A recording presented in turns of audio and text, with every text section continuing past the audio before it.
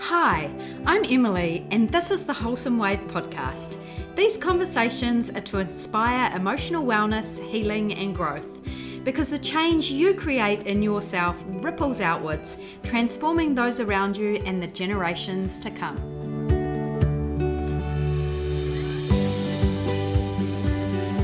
So, welcome, Leila. It's my great pleasure to have you with me today as I launch into a series of interviews that I want to do with people that have influenced me and who I've learned a lot from. Leila has had a wonderfully rich life. She was born in Africa to immigrant parents. She's lived in the Middle East, in Mexico, in USA, and Belgium. And for the last 25 years, been very lucky that she has called New Zealand home. She's qualified in psychology and education.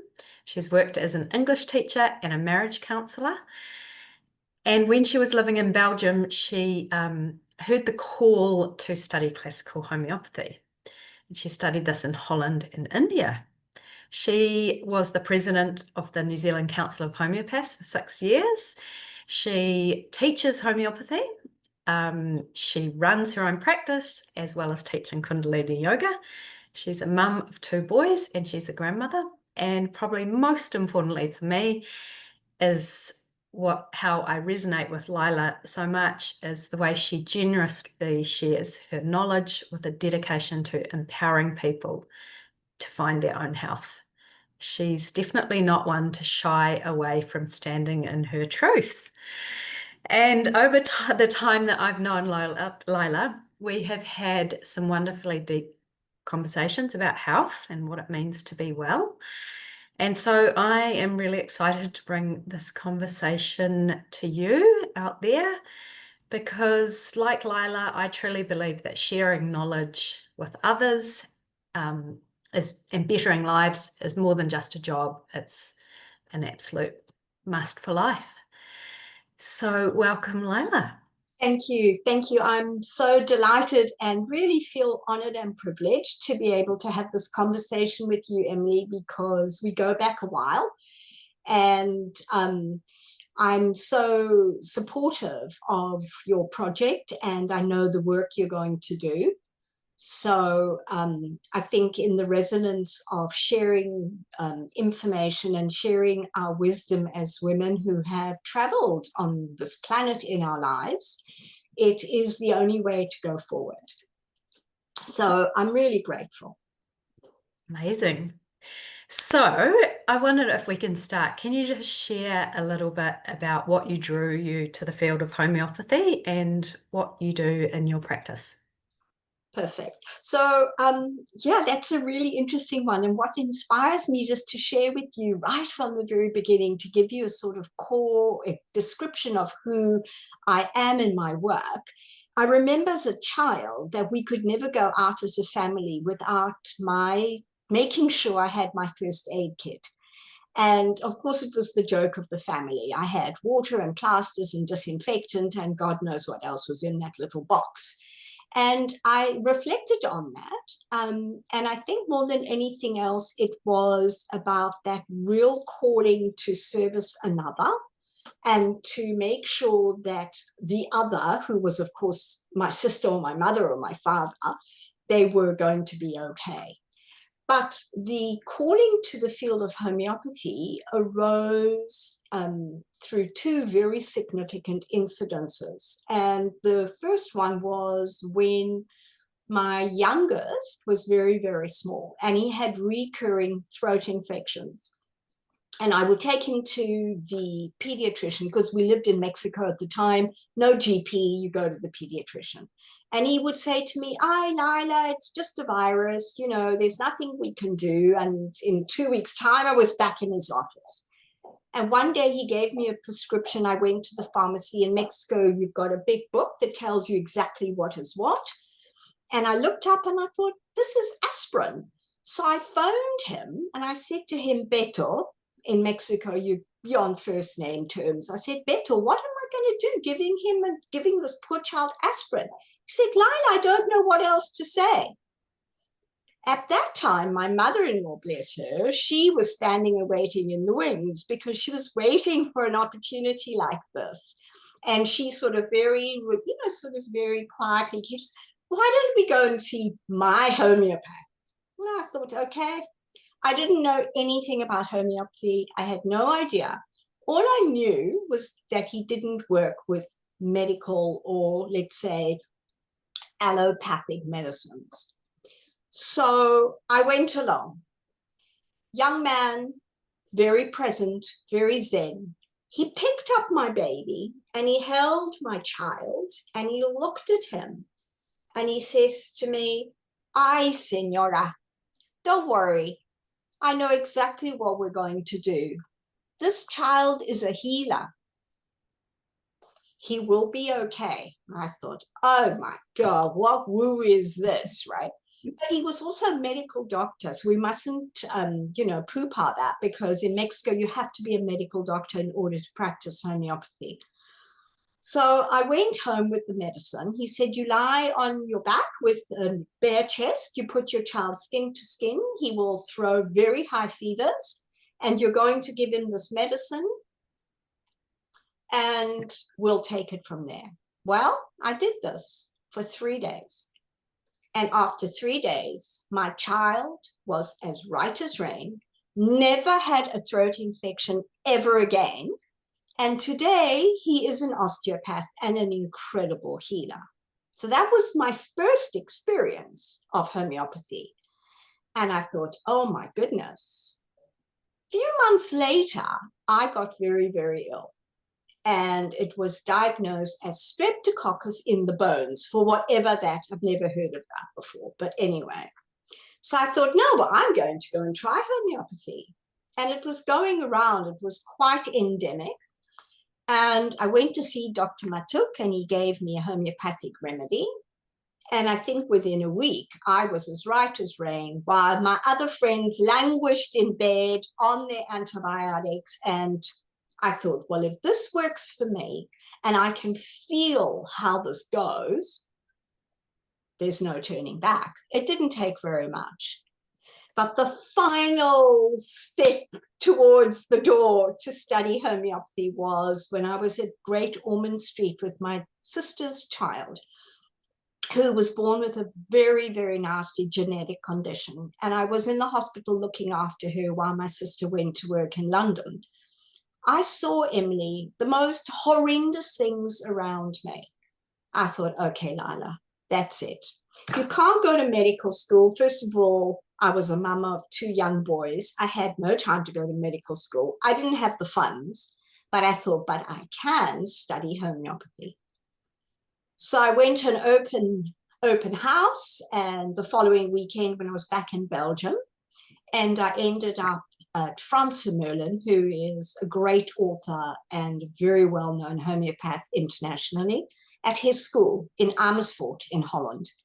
And I said, can I do my exams in English because I can't write in Dutch? And he said yes, and that was the beginning. Amazing. And that's how I arrived in homeopathy, intuitively guided. I didn't think a lot about it. I didn't intellectualize it. I moved with the calling. Incredible. Yeah. Well, we met over 7 years ago when I was seeking answers for my children, funnily enough. That's right. And I came along and I was looking to fix them, because that's what you do as a mother. And of course, I wasn't looking at myself because I was fine, wasn't I? Everything was okay. And I remember our first consultation, and you asked lots of general questions about what was going on in our lives and all sorts of things. And then you asked me one question about a family member, and that was it. I was in tears and I was crying, and I didn't know why I was crying or where this had come from. And needless to say, at the end of the consultation, I also walked home with a remedy. And I guess I wasn't really expecting that because I was there to fix my child. And so I suppose in that life, at that stage in my life, I had no idea that my emotional state was tied in with what was going on, or what was presenting in my children. And through wonderful people like you, I've become much more aware of this, and to, what I'm holding on to often will become expressed in my child. So, Leila, in your experience, how often do you see the connection between the child's physical symptoms and the emotional state of the mother or the primary caregiver? I guess I'll talk today probably a lot about the mother, but by mother, we mean who is caring for the child. Right. I think that it's a huge question. So I think what's really important for background and for us to have a real good reference point so that we can scaffold the rest of your questions, so that I can also have a context in which we place the answers. I think it's really important to understand that symptoms can express themselves physically, emotionally, mentally, and spiritually. But there are influences that play on those expressions. So a child might, let's say, have a very specific deficiency and express a very clear physical problem because of that deficiency. And then you understand, if you remedy that deficiency, then the physical issue is resolved. But the physical issue or physical symptom is almost your first port of call. It's the least deep, because the deeper the symptom goes, the deeper the dis-ease, not at ease, expresses itself, the less physical it becomes, and the more emotional, mental, or existential. So we understand that children have normally a good vitality and they've got good health, so they can throw off physical symptoms. But they live in a family, and a family has a soul. A family is a dynamic, moving, breathing entity that everyone has a place in, and everyone contributes to the wellness or the unwellness of this, let's say, physical or emotional, spiritual, or energetic soul. So very often a child, if there are issues, might start to express this physically. And if you are able to then observe the whole story, then it's not so difficult to manage the physical issue of the child.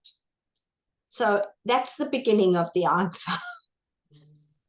Does that answer? Yeah, absolutely. And I love that. And I love that. I remember you said to me, like, the more of the family that you can see, the more that you get to understand the whole context. And so, needless to say, not long after I'd been, my husband came along, and then you did the other children, and until there's like a complete picture, so that you really understand what's going on in the whole environment of the child. Yes. I think it's also quite important at this point just to introduce the concept of children are like the whisperer of the dynamic. So like you have the cat whisperer, or the dog whisperer, or the horse whisperer.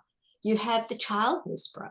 And the child, if you listen carefully, is telling you not only what they are embodying, what they are needing to express from their own personal self, but very often a reflection of the whole dynamic.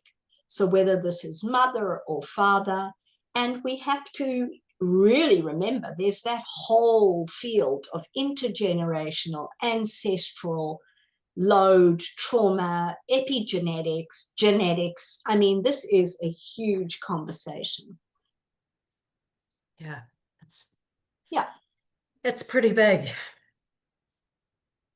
So, what would be some common emotional themes or patterns that you notice in children, that what symptoms do you see in them as yeah, common expressing what's going on in their context. Right. So let's just take a simple one, sleep.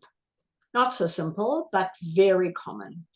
Child can't fall asleep, or child won't sleep in the dark, or child cannot sleep alone, or child needs someone with whom to fall asleep, or child falls asleep comfortably but wakes up and inevitably ends up in their parents' bed. Now, I'm not saying there's anything wrong with a child co-sleeping. I think some children need that. And I think that if that is homeopathic for the child, meaning that becomes a healing for the child, then of course that's what needs to happen. But when it becomes something that is no longer, how does one say this? It's no longer stable. It's clearly a disturbance. Then I think that would be a really good thing to look at. So what's going on? What's preventing the child from folding inwards and going into the dark, going into the unconscious, and allowing themselves to surrender to that? It's scary for some children. And why is it scary when it's actually a very healing place? So sleep. Another thing is food. And with food, we're talking allergies, big time. And that, of course, can be contributed to by environmental toxins, genetics, poor diet, mother's health during pregnancy. Child becomes picky, child's not able to eat this, child has allergies, child eats too much, child doesn't eat enough. How the child eats is also a very interesting one. So the whole subject around food, that's another area. And related to food is the famous classical stomach ache. I've got a stomach ache. And very often stomach aches are related to anxiety. A small child can't really distinguish between that sensation in the gut, usually just by the umbilical cord. And that's, of course, the center of like the third chakra, really, which is your core, your strength, your place in the world, how you present in the world. And they not sure if it's a tummy ache or it's anxiety. So that's very interesting because often you hear about children who express tummy aches after breakfast. And what usually happens after breakfast is we've got to get up and go to school. Absolutely. So there are things that are happening there. Headaches, another one. Asthma, eczema, relationships, even. I look at those. How do they relate to other children? So those are some of the areas that you see. Some kids are always getting a cold. Some kids are always coughing. Some kids always have sore throats. I find that a fascinating one, sore throats. Because very often there is a lot about communication, not spoken as well as spoken. So everything. I mean, I can't really rule out any physicals to answer your question. Amazing. Well, I know that when it was not long after we started seeing you, my eldest child started school, and he was very anxious about that. And fortunately, we had a consult with you that very same week. And as the week wore on, he progressively got more and more nervous about school. And the homeopathic remedies were like absolute gold and just resolved his anxiety completely. And yeah, it was amazing. I think what's really important, Emily, at this moment to clarify for your listeners, how does a remedy work? Because we want this to be grounded information so that people can relate and understand. It's not woo-woo. It's not sort of like, we'll try this and it goes. So a homeopathic remedy is chosen on the basis of the observation of the homeopath as to where the vitality, the immune system is not performing optimally. And what it will do, it gives a hand to the person by saying, oh, I can see where or how your vitality, your power, your strength, your immunity is not working. And I'll give you a hand. And then once you've got it, I'll strengthen you. And because it's an artificial introduction, you give a medicine inwards, that has a shelf life and it dies. But in the process, it's attached itself energetically to that aspect of the person that required the assistance and bolsters them so that they now feel strengthened, empowered to then step forward and do whatever they need to do. So for your child, it strengthened him in such a way that he was able to connect with and tap into his courage so that he could face this new experience without feeling overwhelmed by it. Yes. And I love, we were talking just the other day about immunity and how, as generally as a population, our immunity has come down. And I loved how you described immunity from the homeopathic sense as really that sense of self, that sense of core, that inner knowing, and that needs to be strong for us to have a strong immunity. And I mean, I see so many mothers in the same position that I was in a number of years ago, where I didn't feel confident. I didn't trust myself. I didn't know myself at my core.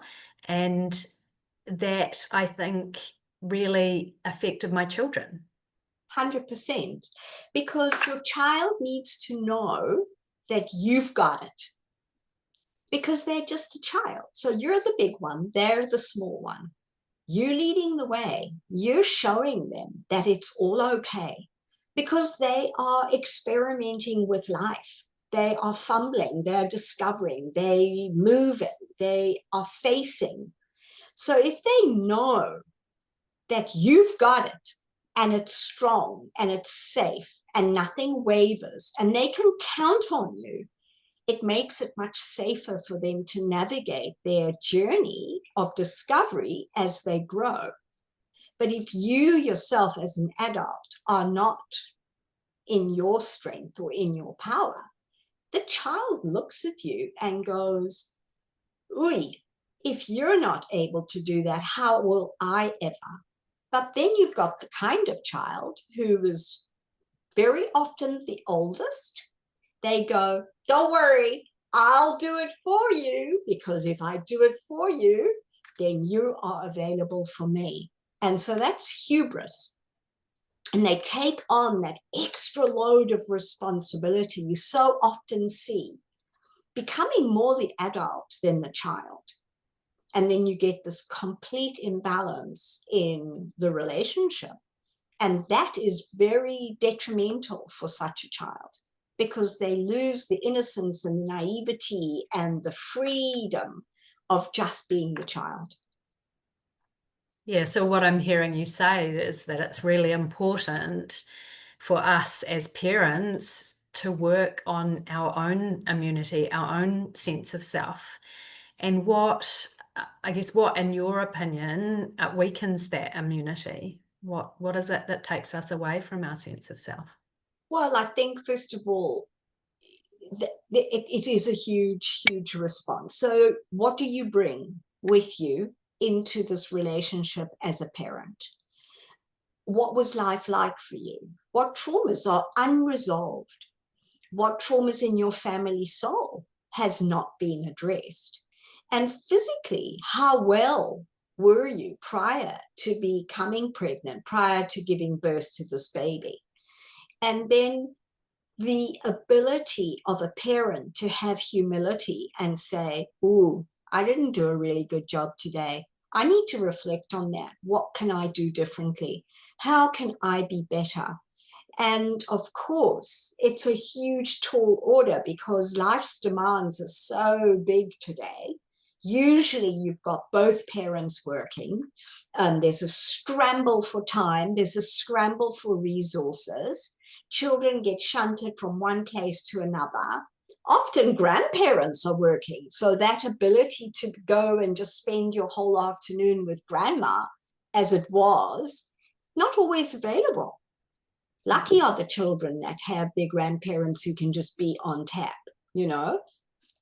And I think the primary answer is, do you recognize as an adult where you're not in your core, you're not being true to yourself? How are you going to manage this? And what are you going to do?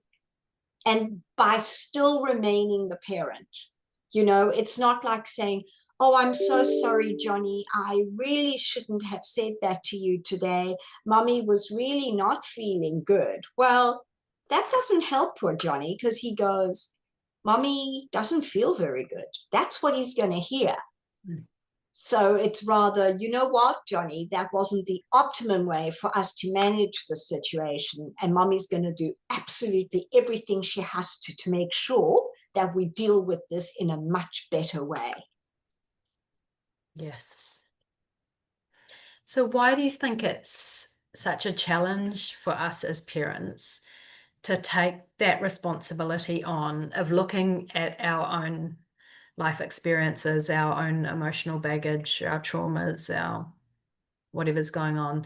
Why do we find that so hard when we're in the context of our family, and we just always want to look at how can I fix my child, not what am I bringing that might be contributing? Right.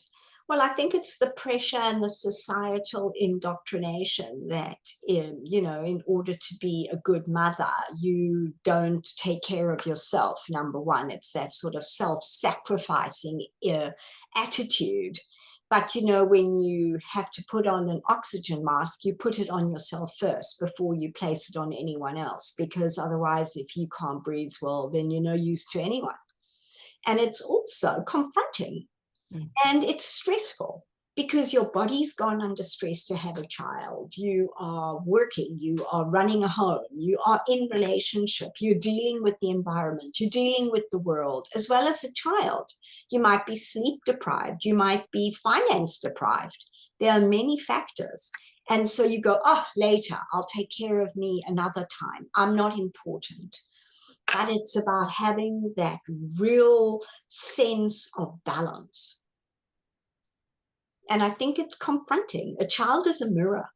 They will reflect back to you your most beautiful light, but they will also reflect back to you your darkest corners. And it's not easy to confront your dark corners. So you push them to the side and get on with making the porridge. But if we just keep pushing these to the side, we're not going to improve our health, are we? No, 100%. I mean, I cannot begin to tell you how many times I've had women or fathers, even grandparents, who bring their grandchildren or their children to see me. And little Johnny's got terrible asthma. And I can see that there are issues. It just comes out in a comment, in an attitude, in a gesture, in a way the mother or father will speak to the child. And recently I'll share with you, I have a story of a 1.5-year-old. Up until now, everything perfecto. And for mama, it was like, oh, wow, I've got this perfect child. So very much someone who has to have everything under control. Everything's perfect. And Baba was absolutely the model child. Hello. So all of a sudden now we are being weaned. We're not breastfeeding anymore. We've got teeth coming out left, right, and center. And we've got an awakening of, a sort of an awareness developmentally of, I'm not my mother. I'm starting to realize that this is me.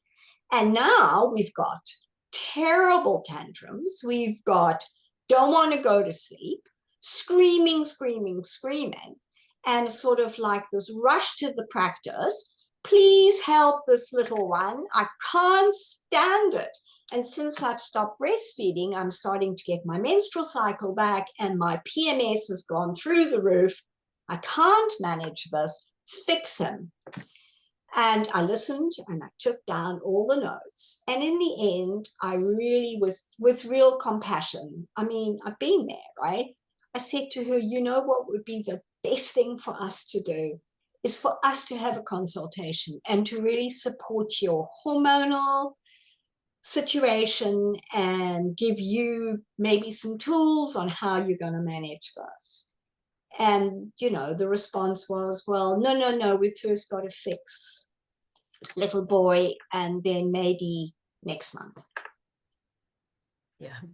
And like that's the pattern that I see so often. And I guess it's why I'm so passionate about doing the work that I do, which is really to say to mothers, prioritize yourself, your emotional health and your health, your emotional health, your mental health. That is all the most important thing, because that is what is going to be felt so strongly by your child, and that's what will make them react and present, like you say in this case, with tantrums and problem sleeping. 100%.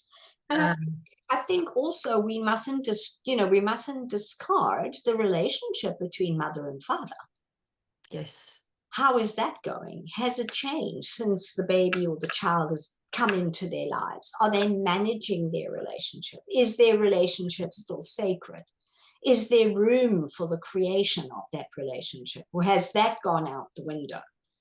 So that all has a big interplay. And very And often, probably comes back to like what you said about immunity being strong in your core. And I see a lot of mothers not able to be strong and perhaps have those hard conversations with their partners about the help that they need, the things that are going well or not well, because they lack that sense of self, yeah. and that communication's not there. And I think what's really important is there needs to be an understanding between parents that the journey or the path that they're choosing to address their child's issues is in sync. Yeah. So it's not like mama's doing the secretive because daddy is against naturopathy or is against homeopathy or acupuncture or osteopathy or whatever, and just wants mainstream, just take the child to the GP and for goodness sakes, you know. So there becomes this sort of conflict that looms in the background. No child is ever going to be not privy to that, in the sense they'll pick up on it. So their health becomes an issue of, in some children I've seen, where their health becomes a problem because it creates this conflict for their parents. And if a child feels, if that's the kind of child who has this deep sense of responsibility and duty, that's the profile of the child, then they will suppress feeling what they feel, and they start to then develop all sorts of other deeper symptoms in order to avoid causing that. What would be some of those deeper symptoms that you would see? Anxiety, lack of performance at school, issues with relationships, nightmares, not sleeping, tics, OCD, their immune system crashes, they become more sick with a simple bug, whereas before they would have ridden it really well. Mm. Yeah, Yeah, so it really extends right across the board, doesn't it? that's right. Yeah, yes, 100%. And it's, before in the olden days, to use a term which is so sort of like funny actually, there was much more that convivence, that living together. Grandparents were around all the time. Grandparents took responsibility while parents went out and worked. So there was always the sort of safety, the net, the child fell into the realm of grandparents. And they say that longevity is very often related to how well you were in relationship. Did you have grandparents? Did you have relationship with your grandparents? That is the extension of the family line, because grandparents bring history into a child's life, which as a parent, you don't often have time. So that's another whole level of exploration in this conversation, Emily, is history. You know, where I come from, what are my roots, what were my ancestral stories, and the sense of real belonging. And I think today, so many of us are immigrants. We've traveled, we live in different countries, we're no longer living close to our families, we live in different cities. There's an unrootedness. And I think that contributes to a child's wellness. So there's all of that to so many things to consider. Yeah, 100%. Well, we could talk all day, I think, about all these things. But I guess I wonder if we finish with, if you could offer one key message to mothers who are navigating their child's health challenges right now, what would that be? The first key message I would say is remember, there is always a solution. There's always an answer. There's always a way out. There's always a light at the end of the tunnel. And it's about having the flexibility and the surrender to allowing that which is the best for your child to come in and for that to happen. So, you know, if it means that you do need to go to see the doctor and you need medication, if that's what's going to bring in the gentle healing for your child, that's what you need to do, without a fixed idea of what it is that your child needs, because this is the way you do it. It might be homeopathy, it might be naturopathy, it might be osteopathy, it might be play therapy, whatever it is. It's about the absolute presence of a parent, of absolutely knowing when your child is on and when your child is off, and stepping in when your child is off right at the very beginning. Don't wait for that off to be completely gone. I love that. And that ties in again with that sense of self. When you are strong in yourself, you are going to pick up on those cues, right? You're not going to second guess yourself. You know, and you trust yourself to trust that you need to do what you need to do for your child. Right. And I think the key message is, at the end of the day, in the same way, I remember a really beautiful friend of mine in the US, professor of marriage and relationship. He always said to me, at the end of the day, you ask your question, how well did I love you today? When you're thinking of your partner. So you can ask yourself as a parent, how well did I mother or father you today? With grace and absolute humility. And if you go, actually didn't do such a good job today, well, you know what? Tomorrow's a new day. And there's always a chance to remedy that. But that constant, open, discerning look at oneself without judgment or making oneself small. I think that's it, with grace, really. It's not for the faint-hearted. And my mother always said, a child doesn't arrive on this planet with a manual in their mouth on how to raise them. They absolutely don't. No. Yeah. Well, thank you so much, Leila. And well, thank you so much for joining me today. You're And welcome. Thank you, Emily, for giving me this opportunity to share. And as we've said so many times before, it's about the sharing, isn't it? Because that's the only way forward. absolutely. We'll see you soon, Leila. Yes, 100%. Okay, big hug for you, Emily. Go well. Thanks for listening to the Wholesome Wave podcast. If this episode spoke to you, I'd love for you to share it with someone who could use a little wave of inspiration in their life. If you would like to explore emotional release work more deeply, you can connect with me at thewholesomewave.com. Remember, the healing you create in yourself ripples out to your loved ones and beyond.